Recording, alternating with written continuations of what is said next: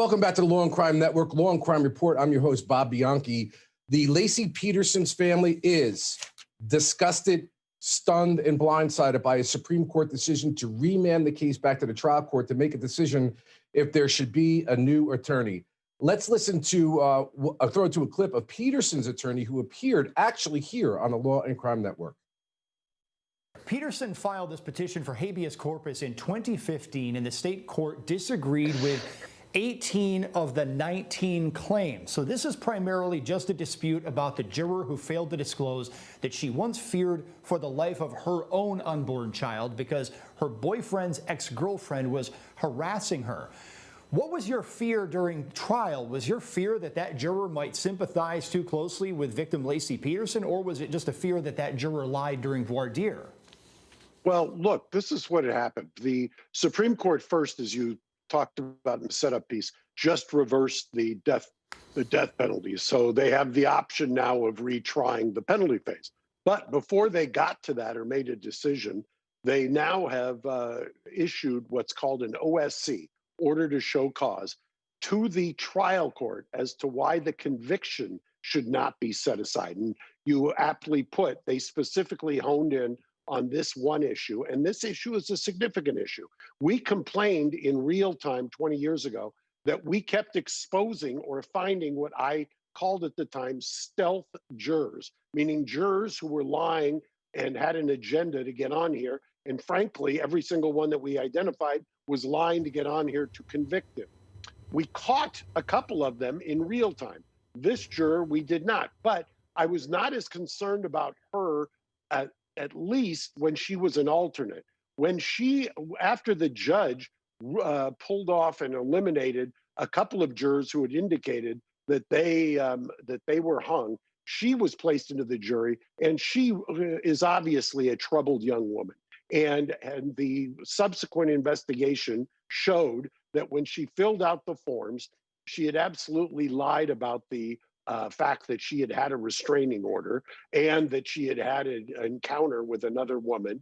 And that was exactly what another juror who we had found and exposed during voir dire had done. And then later, that other juror had admitted that she was lying to get on there to fry Scott. Her words, fry Scott.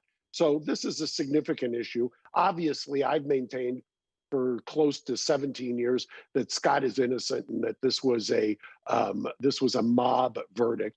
And hopefully now he'll get the justice he deserves. Imran Ansary, our friend here at the Law and Crime Network, a former ADA and a criminal and civil trial attorney out of the Idella law firm in New York City. Imran, how are you today, sir? Doing good, Bob. Good to see you, but good to be here. Yeah, so what are your thoughts about all this? I mean, pretty compelling argument, a major disturbance. I can only imagine as a prosecutor what's going through my head right now after all that work, all that effort, a juror either lies or misinforms. There's the argument by the defense, and the Supreme Court is actually asking the trial court to take a look at it. What are your thoughts?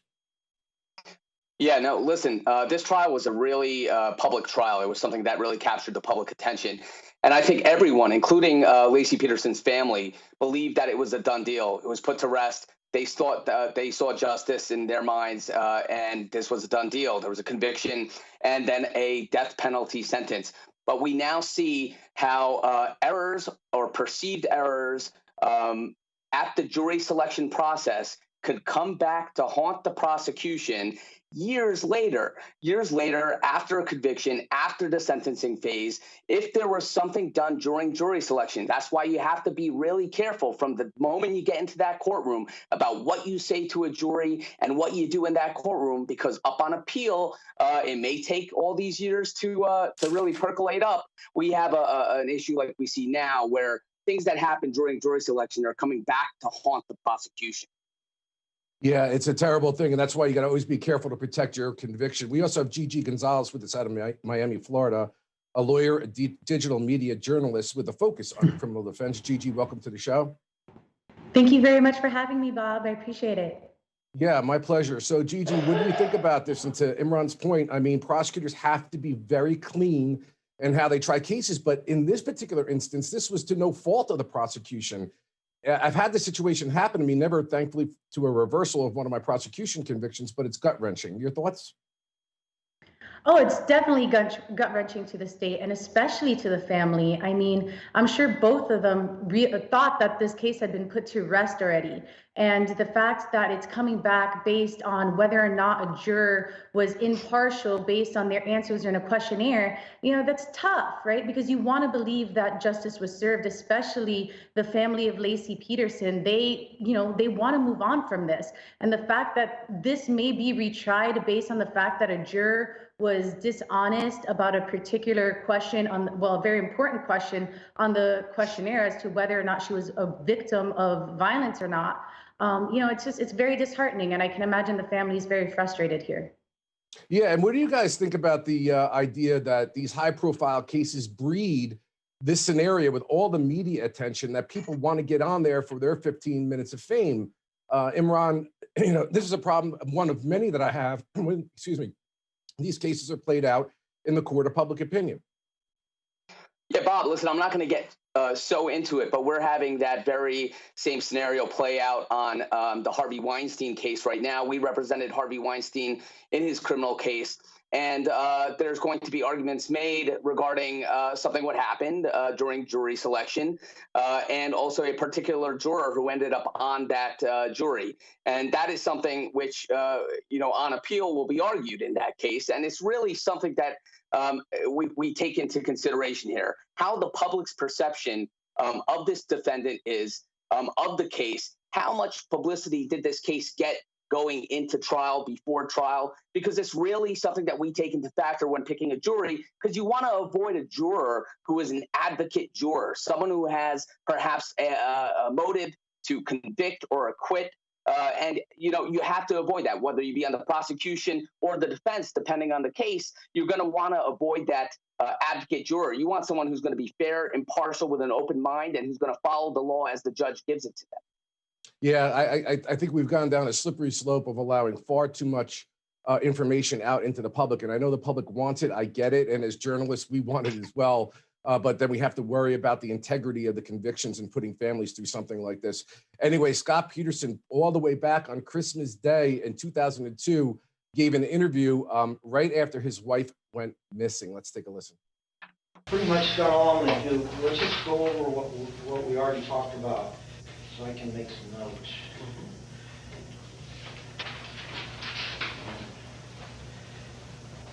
See if you remember something that maybe you don't know you remember. So, today, just tell me about the morning. Okay. I don't know what time we got up. Probably Laci got up and went and assumed she had some cereal for breakfast. She eats right when she wakes up, otherwise she gets sick because she's pregnant. I laid around in bed longer. I got up at, 8 o'clock probably or so. Showered. And,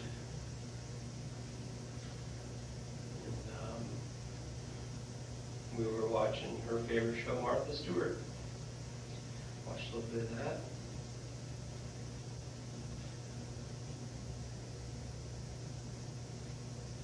You didn't watch the whole thing, though? No.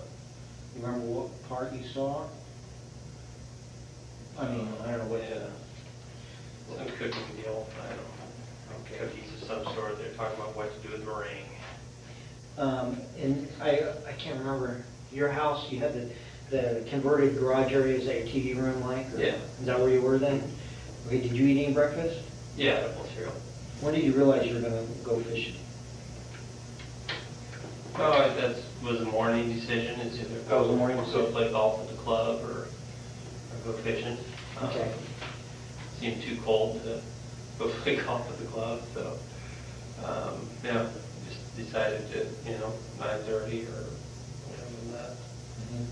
Just told her what she was going to do for the day, and Okay, so she told you what she was going to do for the day. yeah. And what was that? She's going to finish cleaning up. Like I said, she's mopping the kitchen floor. Take the dog for a walk, and then she's going to the store to buy for Christmas morning breakfast tomorrow. and that was going to be involve prep.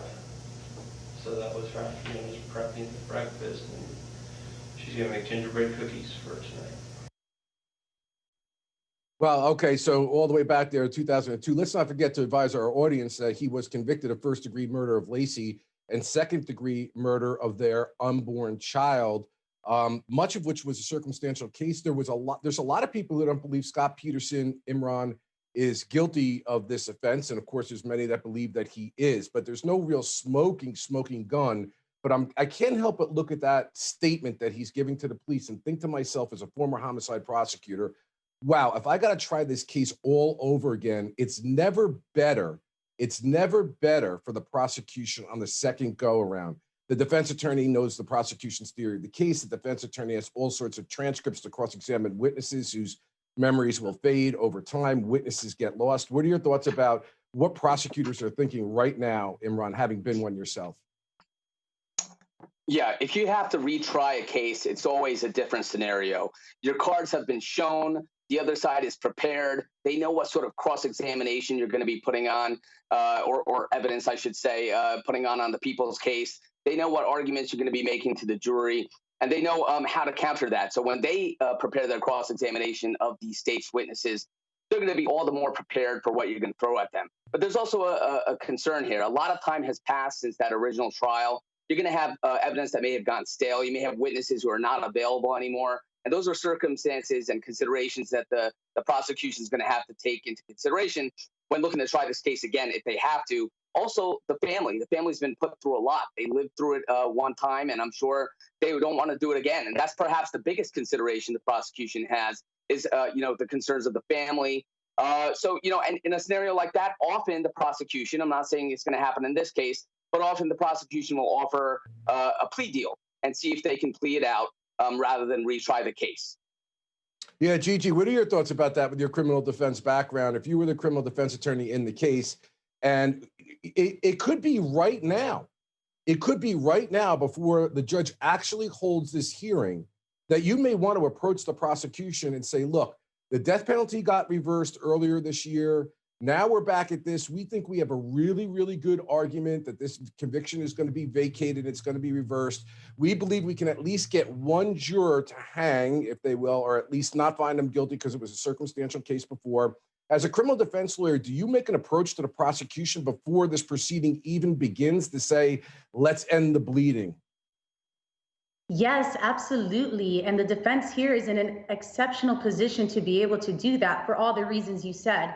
There is a pretty good shot that this conviction is going to be overturned based on the one appellate issue that they, were able to be successful on. Is this juror able to impartially review the facts? And the facts of this juror is that she was faced in a similar situation as the victim in this case, where she had to file a restraining order from her boyfriend. I think that's a very compelling piece of evidence that would suggest that this juror was trying to be an advocate juror. So there is a good shot, and I think it would behoove the defense to come to the state and try to resolve this in a way that is amenable to the victims and also, successful for the defense. Imran, real quick, what are your thoughts in terms of whether or not, if this goes to Gigi's point, and I believe the juror also, juror number 7, also was pregnant at the time and indicated, at least there's some news accounts of this, that she was concerned about her unborn child. That's pretty close to this case. What do you think happens in the end analysis? I won't hold you to it, but what are your thoughts? So I think that, in the event that it is overturned and the conviction is actually set aside, then I think the prosecution is going to do a long, hard look at whether they're going to put this family through that trial again, whether their evidence is still fresh and not gone stale. And when Mark Garagos comes knocking on the prosecution's door, they may be willing to talk a lot more than they were willing to do when this was come to trial the first time around. Wouldn't be the first, nor will it be the last time. I've heard it personally myself on many occasions where the family just says, enough, we can't take this anymore. Great commentary, guys. Really appreciate it. We got a lot more coming back on the other side of the break. Stay with us. We'll be right back.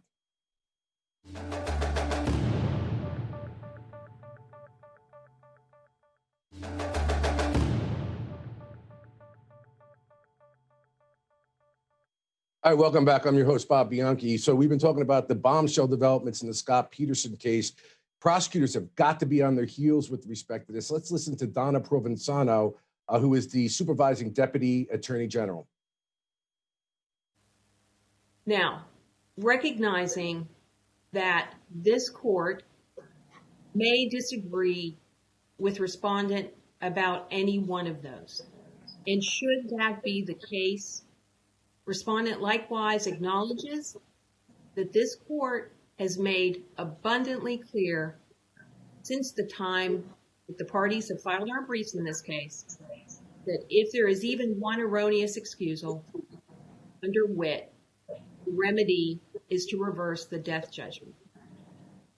And in fact, as recently as last year, in this court's decision in Armstrong, People versus Armstrong, the court said, and I quote, "The rule is not ours to revisit," unquote. And so respondent wishes the court to know that we understand that if that were to come to pass, and this court would reverse the death judgment based on an erroneous excusal under wit, that this court is compelled to do so under the authority of the United States Supreme Court in Gray versus Mississippi. In recognizing that, respondent does not intend to pursue that point with the court today, but we stand on the arguments that we made in our brief. Opposing counsel is correct. Respondent believes that this question under the Eighth Amendment has been answered by none other than the United States Supreme Court in Witt, which made very clear that erroneous excusal under that standard is governed by the Sixth Amendment, not the Eighth Amendment.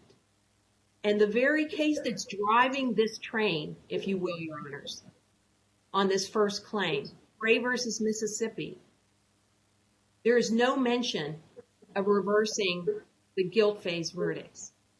And this court in Armstrong last year made clear that there is no reversal of the guilt verdicts if there's an erroneous excusal for cause under wit. And so respondent's view is this question has been soundly answered by this court and the United States Supreme Court. Okay, Imran, let's go to this. Making a distinction, prosecutors are about the reversal of the death sentence versus a reversal for the actual verdict of capital murder. Okay, so they're two distinct things. From what I'm understanding, and you tell me if I'm wrong, they're basically saying there was a juror selection problem in the jury selection with respect to the death penalty, and that is the reason why that got reversed. But what she's trying to argue, that does not necessarily mean the guilt conviction should be reversed as well. Are you hearing that the same way I am?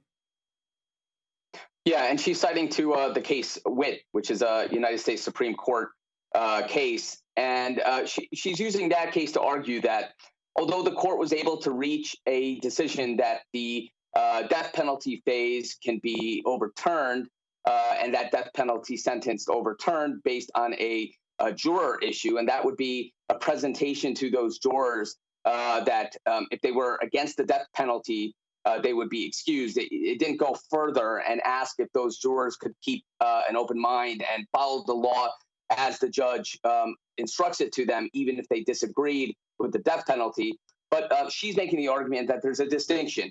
Although that case authority allows the court to overturn the sentencing phase, it doesn't allow the court to then go back to the conviction phase and address that, despite a perceived or argued juror issue, as Garagos and his team are doing for Scott Peterson in this case. So she's making the distinction from that Supreme Court case that, yes, you could go back to sentencing, but no, you can't go back to the conviction phase. This, Imran, doesn't this come down to the old legal theory of trying to thread a needle? Yeah, but the defense is going to be trying to thread that needle, right, Bob? And I think it really is interesting that the courts are even considering it, right? They're looking at this question regarding the juror selection phase in the trial itself, and they're keeping an open book, so to say. Now, the state has enough time to come back, I think, in November, early November, their opposition to this is due. And the fact that the court is considering it really shows that the court is giving some open-mindedness to the defense's arguments as to that conviction case. Yeah, but you know what I don't get with this. Let's just take Scott Peterson out of it. Let's just look at any ordinary trial, nothing of any great magnitude. Let's say it's a theft case and there's a conviction and it goes all the way to the Supreme Court on the issue that there was improprieties in the jury selection, and that one of the jurors lied about knowing the defendant or knowing the victim in the case. I can't imagine that the Supreme Court of a state can't say it needs to be remanded back to the trial court to find out if, in fact, that is accurate, and then to find out whether or not that would have had an impact on the jury. I don't see this argument being made by the government right now that the Supreme Court can't have them just go back, regardless if it's a death penalty case, to review whether something wrong occurred during jury selection in any bland Jane Doe case. What do you think? No, absolutely. When you have a compelling set of facts or allegations, such as the scenario, the hypothetical you just presented, Bob, I can't see the court allowing a conviction to ride on a jury issue like that. I mean, that would be a fundamental issue with jury selection that would go to the crux of a fair trial for that defendant. And I think that's what's being argued here. And that's the sanctity of our system, right? That a defendant is entitled to a fair trial with a juror of their peers. And that process of jury selection is so sacred that if there is any taint in the jury selection process, I think the court is going to be careful, err on the side of caution, and they're going to allow the ability to go back and really see if there was any taint in that jury selection process. All right, great. Hey, listen, guys, we got some breaking stuff here. Danny Masterson from That 70s Show Star, who was charged with raping 3 women back in June of 2020 for incidents that had occurred in 2001 and 2003. He requested a probable cause hearing to see if those charges should be dismissed. The judge allowed them to at least make the argument there should be that hearing before he would have to enter a plea. They are in court. He has waived. That is, the defendant, Danny Masterson, has waived his appearance to be in court. Let's take a listen. That these cases are so old that they have outrun the statute of limitations, which was, whether you find it to be 6 or 10 years, would have expired at the latest at the end of 2013. Under 261A2, this case is no longer able to go forward, and this court just does not have jurisdiction.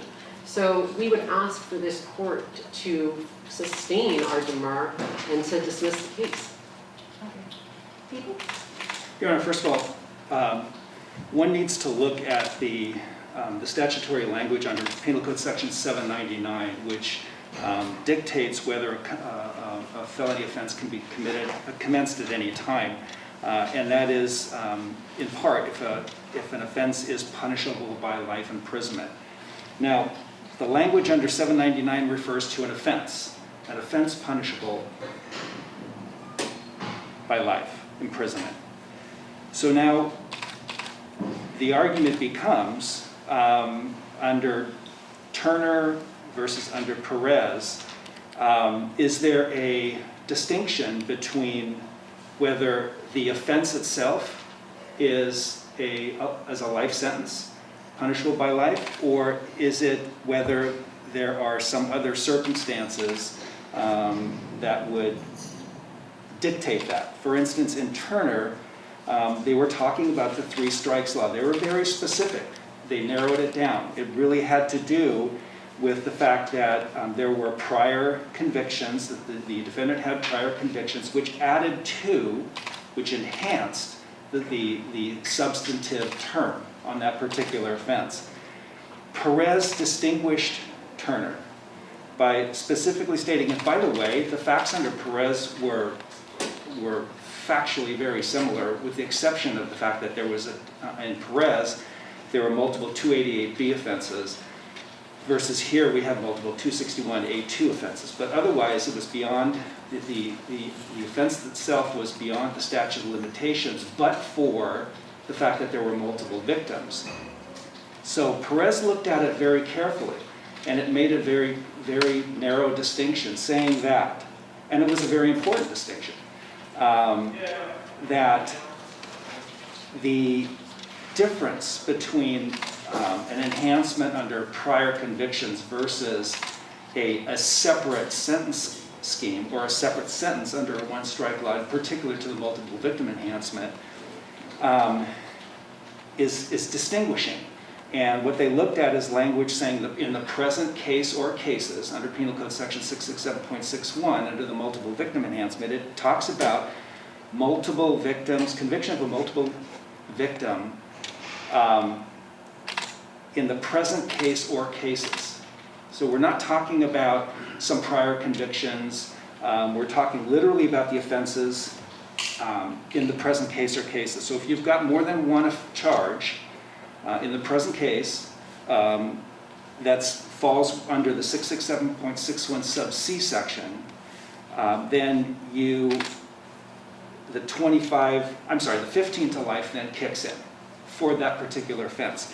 And it's also clear, if you look to the statutory language and the legislative intent, if you look under the California bill analysis that was argued and discussed on the Senate floor back in 1993 and 94, they specifically talk about how the one strike is different in that this is to impose a life sentence on the particular offense itself rather than a life enhancement that you would see under some other, like for prior strike convictions.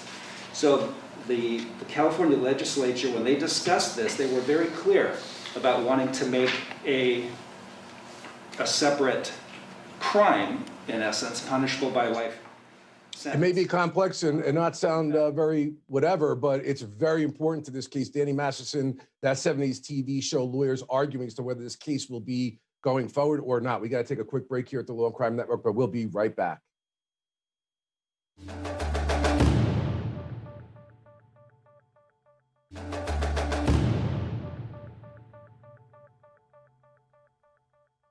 Okay, we are back live in Danny Masterson, that 70s show stars motion made by the defense attorneys to dismiss this case. The lawyers are making the arguments in court right now. Let's go back to court. If there was more in that particular case, in that particular filing, on four corners of that document, there is more than one victim that is alleged. If that is true, then that would fall under Penal Code Section 799, subsection A, and therefore it is there's no statute of limitations, and people can file it under certain guidelines, certainly, but there's no 5-year, 6-year, 10-year statute. So looking at the four corners, the charges are there, plus the charge of the allegation of 667.61B, E, and 4. Now, you're right, both sides have pointed out there are two cases. The Turner case, first of all, happened in 2005.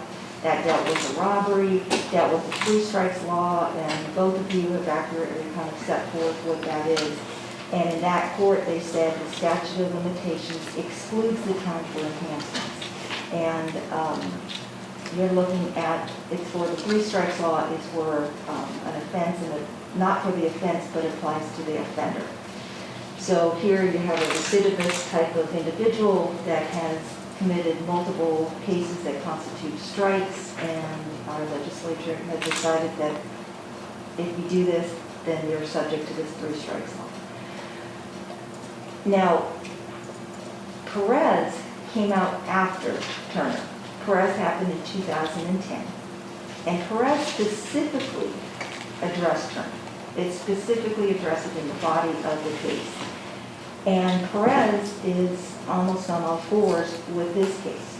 It is a situation, albeit it's 3 counts of lewd act on a child, and our case here is 3 counts of forcible rape, but those are the statutes that are governed by, or you can enhance but pursuant to Penal Code Section 667.61B, E, and 4. So in this situation, 3 different victims and that allegation under what is commonly referred to as the one strike law. They specifically addressed Turner. Turner is factually dissimilar in light of the fact that the 667.16 was not charged in Turner. Also, it was a robbery, not a sex crime. So factually, Perez is certainly more on point than Turner. They also stated that Turner should be narrowly construed to only apply to 3 strikes. 3 strikes again goes to recidivism. The 1 strike does not. And it looks just at the 1 charge with regard to it. And the penalty would be imposed based entirely on facts and elements proven in this individual case, not on prior convictions. So that also is something the court looked at. So I don't see that there is necessarily a split in authority, and I understand why you're saying it, because they're both determined to be alternate sentencing schemes. However, when looking at Perez compared to Turner, Perez seems to lay the groundwork what the court does, or gives me guidance what the court to do when a 667.61 is alleged. So with regard to that, because it is alleged and you have the 3 victims, I believe their Penal Code Section 799, subsection A, there is no statute of limitation. So therefore, their motion based on lack of jurisdiction because of beyond the statute, that is denied. Now, you also go in your moving papers, and I wanted just to quickly address it because it is in the moving papers. Initially, you said it's a due process violation on 5th and 14th, but if you look at Penal Code Section 104 or 1004, that's not part of the grounds. I understand that's an umbrella that goes over a case, and in your moving papers, you argue somewhat of an ex post facto type of scenario, but I don't believe we have that here. Penal Code Section 266.61, that was enacted in 1994, so that was before the cases here. So it's not like the cases here happened and then that enhancement was added. So that argument doesn't fly. Then there's a motion to dismiss, and you cite Zamora and some other language that you use, at least in your initial demur, that lack of due diligence in the investigation, the witnesses have died, memories have faded, exculpatory evidence is lost, and therefore the defendant has been prejudiced. Then in your reply, you say, well, wait a minute, I'm not really making that argument yet. So there is no just kind of general due process argument. So I would deny it on that ground. But without prejudice, obviously, because you pointed out a lot has to be done in this case with regard to that. Then also you cite Penal Code Section 803F2. That applies when a child is involved. So that has no bearing, because I think 3 or 4 lines before you make that argument, you note that the individuals in this case were adults. So that doesn't apply, and that's about requesting an evidentiary hearing. So then also you point out that Zamora grants the court discretion to do an evidentiary hearing. I respectfully deny or reject that argument. I just don't think in this particular case, based on how the court has just ruled, an evidentiary hearing is necessary. You'll have a chance certainly to have a preliminary hearing or whatever vehicle the people choose to do. And then if ultimately gets to trial, then that's when an evidentiary hearing certainly will be flushed out. So for all of those reasons, I'm going to deny the motion for demur. Also, I'll deny the request for evidentiary hearing. Then at the very end, you ask,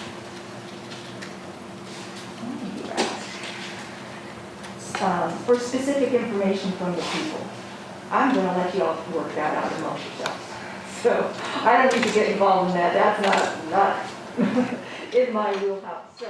It's getting harder to do legal commentary when you can't be a lip reader anymore. I know that audio is a little difficult, but both of you guys, I believe, based on the notes that I have in front of me right now, from a little bit of what I was able to clearly make out is going on here, is that it's a statute of limitations argument that I believe is, they're saying should have expired for all the offenses, anybody, period, end of story, by 2015. The prosecution, but there is no statute of limitations for a punishment that has a light sentence attached to it. The one strike law does not apply a separate statute of limitations, nor does it supersede the statute of limitations. I know this is really heady, is the argument that the defense is making.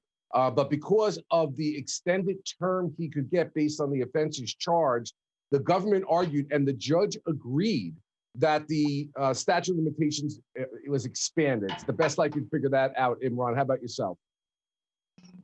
Yeah, I think that was the crux of the defense's argument on demurrer, which is a vehicle often used in civil cases, not necessarily as common in criminal cases.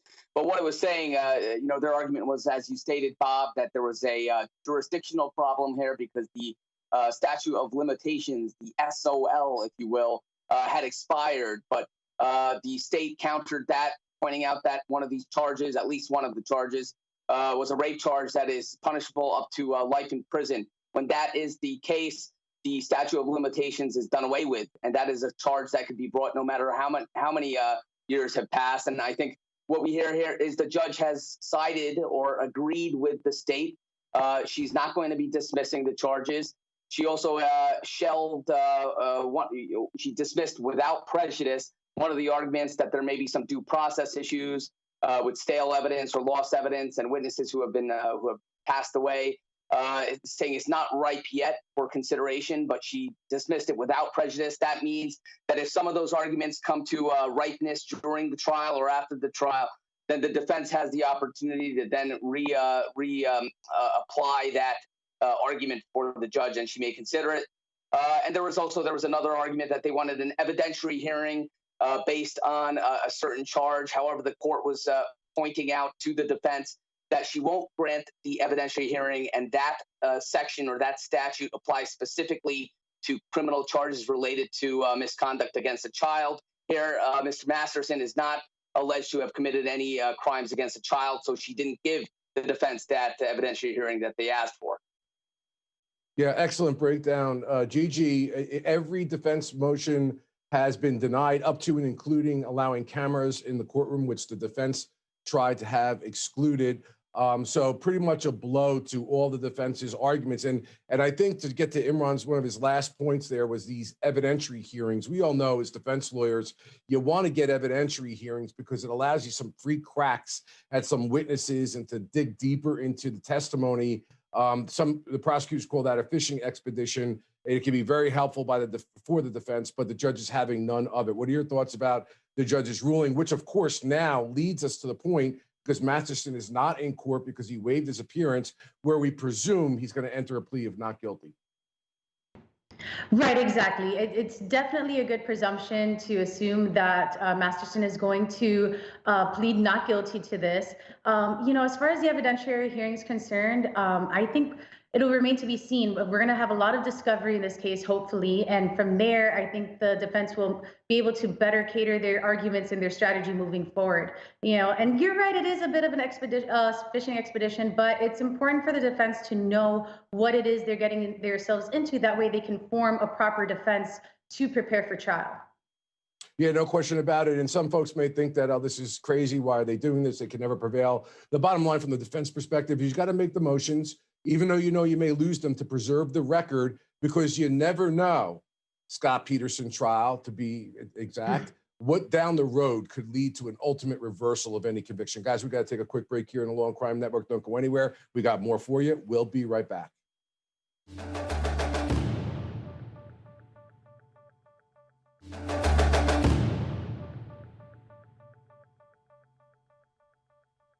Welcome back to the Law and Crime Report. I'm Bob Bianchi, your host.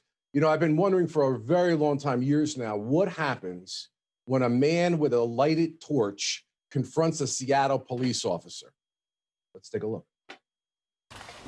All right, he's going to be in the alley just north of Denny Park, on south of Westlake, to the east of Dexter. He's just walking down the alley southbound with the stick on fire, and it is very on fire. Alley north of Denny Park, south of Westlake, east of Dexter, walking southbound. Hey, Seattle police, stop!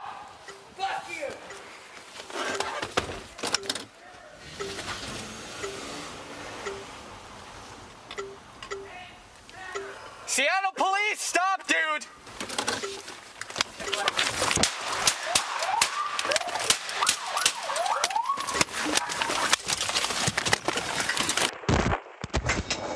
Shots fired, shots fired. Do the stick at me.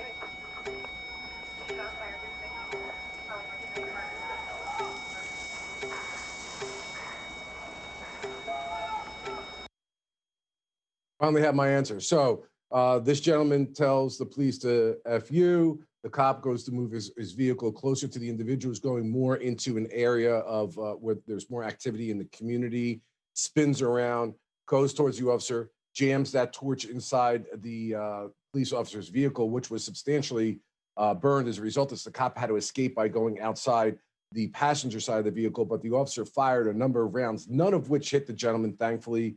Everybody was quote unquote safe in that situation. GG, again, this gets to a point, I'm sure it'll be debated why the officer fired his weapon and so on and so forth, but these things are happening instantaneously. The person clearly, in my mind, is erratic, probably has some mental health condition. We talk about this all the time. But nevertheless, the officer does have a right to defend himself. Do you find this is going to be considered a good shoot or a bad shoot? I think down the line, he's definitely justified in trying to protect himself, okay? There's someone who's walking around with a lit torch and shoved it into the driver's side of his vehicle that he was operating at the time. So he's going to be good on the justification that his use of force was reasonable. Now, whether or not it was reasonable to unload his gun while smoke engulfed the vehicle, preventing his sight, that's another thing to debate. But I think that we could see very clearly from the body cam video that he was attacked and it was an unjustifiable attack, and the police officer is most likely going to be considered reasonable for his use of force here.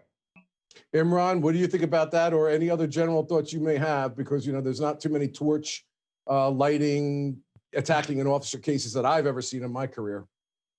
Yeah, no, I agree with Gigi. I think this is going to be they're going to do an investigation in Seattle. Seattle PD will look into the body cam footage. They'll look into, the account from the officer. And I think they're going to come to a conclusion that this was a justified shooting, because it's so bizarre. First of all, you have this guy walking down the street with a lit stick, if you will, and he charges that RMP. That's what we say in New York. It's a patrol vehicle. He charges that like he's on a horse jousting like a knight, and he's going directly to that officer's car. He puts that flaming stick into the car. I think that officer had every reason to believe that there was deadly force being used against him, and he had to counter that with deadly force. Thankfully, no one was hurt in this incident. But when it comes down to reviewing whether this was a justified action by the police officer, I think that he's going to get a check, and that means that he was justified in countering that lit, flaming, jousting individual with a shot. Our good friend, Professor Kirk Burkhalter, and I were discussing this. I mean, I'm beginning to wonder whether or not they should be having mental health professionals roll on every scene. It can help in some instances. This it couldn't.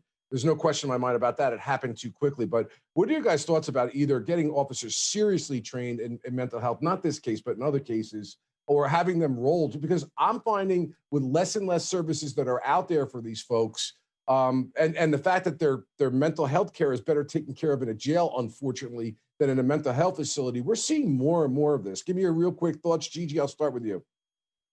Thank you. I think that we would be better served by having a department or an agency that is trained to resolve these types of matters. Right now, police officers are expected to resolve everything from murders to traffic tickets, and we really should be allocating funds to develop agencies to address these types of mental health issues that we see so clearly in these types of cases.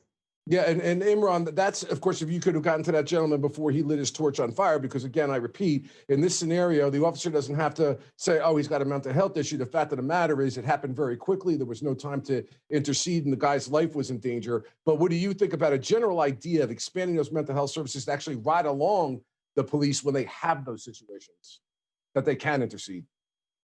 Yeah, but I mean, to the point